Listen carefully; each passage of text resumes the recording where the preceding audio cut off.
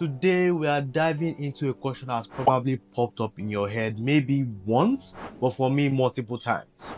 Is discipline actually required to succeed?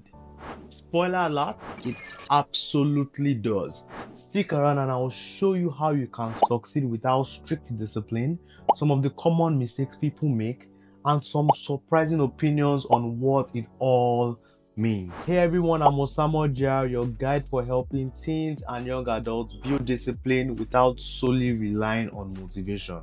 Whether you're juggling school, your first job, or trying to figure out your passion, let's get into it. First things first, what is discipline? It's not just about, having strict rules or endless studying. It's about making choices that actually align with your goals. From my view, every form of success out there, whether success through bad things or success through good things, has to do with a form of discipline. Now let's take gambling for example. If you were to gamble and maybe one day, cash out, you were to succeed, you have to stay disciplined in gambling every single time to be able to eventually one day make it happen for yourself. And let's say you were also successful through pursuing your life mission. That way you had to stay disciplined with, trying to learn, trying to improve yourself, and trying to do different things to help you get that goal. You see that both of them actually require a form of discipline. But the main question there is, how does this contribute to your self-worth?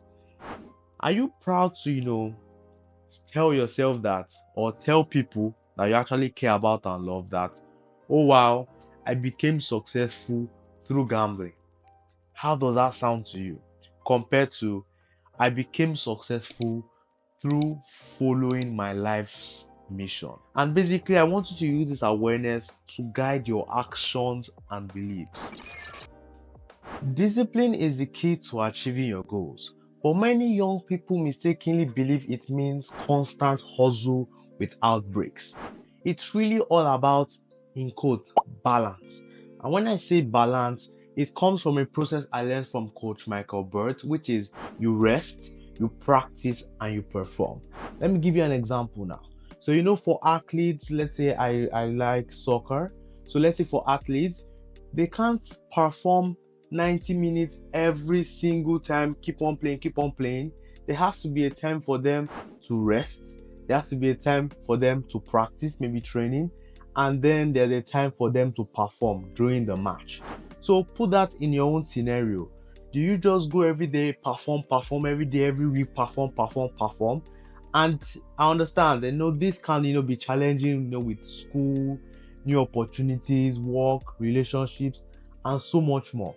Even I often struggle with, trying to be productive every single minute of the day, even on weekends. There's this each of, wow, there's something I'm meant to be doing. Why am I not doing anything? Am I falling behind? all those kind of weird thoughts. But this can lead to decreased performance and ultimately lead you down to negative town. And when I say negative town, it's more of a case where you're focusing on what you didn't accomplish instead of being grateful for what you're able to accomplish. If you've ever felt this way before, let me know in the comments. Discipline is crucial to building lasting habits. A common regret, I hear a lot or I see a lot is actually people trying to change too much at once. And guess what? They end up changing nothing. I don't know, you could apply this to, various aspects of your life. Let's say for me now, let me use myself. Let's say I'm trying to change the way I plan my day. I'm also trying to change the way I do this other thing. I'm trying to change the way I do this other thing. And I'm putting every single thing together. Then I'm trying to be all here. And then you now see that if I look back, let's say few months from there, I can see that I basically changed nothing. All those things I tried to change, they are all the way they were. But one thing I can say is that instead, start small. Focus on one habit. You don't become productive in one day. Focus on one habit. So as you focus on one habit after the other, then you start to see that compounding effect of all those habits together, then look at yourself a few months from then and see, wow, I've actually come a long way. Let's talk time management. A big mistake many of us make is not planning our tasks according to our energy levels. We often schedule challenging work for times when we feel drained, which then leads to us feeling frustrated, and then we now procrastinate. But with discipline, it helps you prioritize tasks and avoid these pitfalls. For example, I'm going to use myself here. I've learned to kind of maximize my days or plan my days to match with my energy. For me, I'm sharper in the morning, so I schedule creative tasks like video editing, like filming this video in the morning when I'm more sharp. Then after lunch, my energy just starts to drop. I don't really know why, but there's like this fog that just starts to get in my head, and it just comes down. So I tackle non-creative tasks, like let's say learning on YouTube, on a program. But I would say a good rule for you to follow is hard things first. So things you don't want to do, that you feel that those are the hard things, just be honest with it. Do those ones first. So once you are done with those, then you can do less hard tasks that you will do on a normal day. But if you're struggling to stay focused, try adjusting your schedule to align with your own natural energy patterns. Everyone has their own. You might be a night person, I'm a morning person, so know what yours is. And if you actually know yours, you can actually let me know in the comments. Discipline builds resilience. Here's a controversial take. Some believe that simply grinding it out is enough. Is it? What I can tell you from my experience as I keep on going on this journey is resilience is about bouncing back and staying focused when things get tough. In kind of put that in simple terms, is like you build resilience in tough times, not during good times. So a quote I often hear related to this is, in tough times, you don't rise to the level of your expectations, you fall to the level of your disciplines.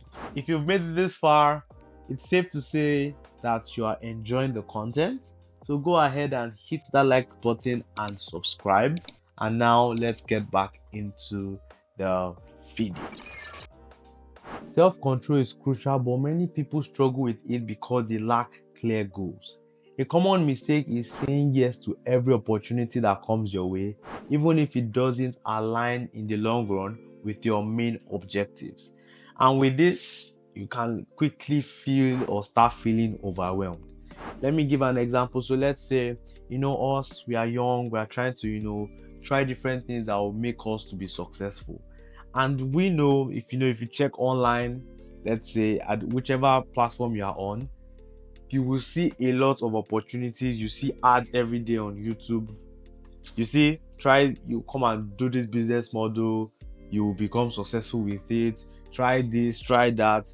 And for us, it's like, okay, let's try it. Maybe one of them will work. Then before you know, you see yourself in this. Then you wake up one day and I'm like, or you get asked the question of what are you actually doing? Then you can't answer because you're here, which is fine. I'm there a lot of times. So what I would say you can do first is define your goals.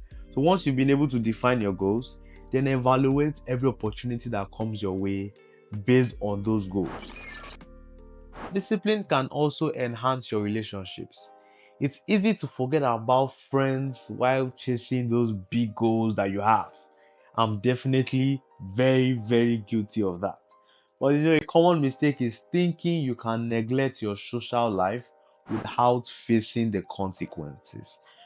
So with this, I think this all just depends. So one thing I would say that can help you with this is to ask yourself this question. With your goal in mind, what are you willing to sacrifice to achieve it? And when I ask this, I don't mean that you have to sacrifice your friends. I mean it in more of a way of, okay, I have to sacrifice this particular kind of friends to be able to get to my goal. So you have to leave those ones go through a period of loneliness when you don't fit here and you don't fit in the group you want to get to. So you're kind of like just you in the middle. You have to go through that to then find that group which supports you, supports your goals. And if you have that already, that is awesome. Lastly, discipline supports mental well-being. A common regret among young adults is not realizing how structure can reduce stress. Many think they can just go with the flow, but we all know where this often leads to. It leads to chaos. You can start by identifying baby steps towards your goals and ensuring that the activities in your day support those steps.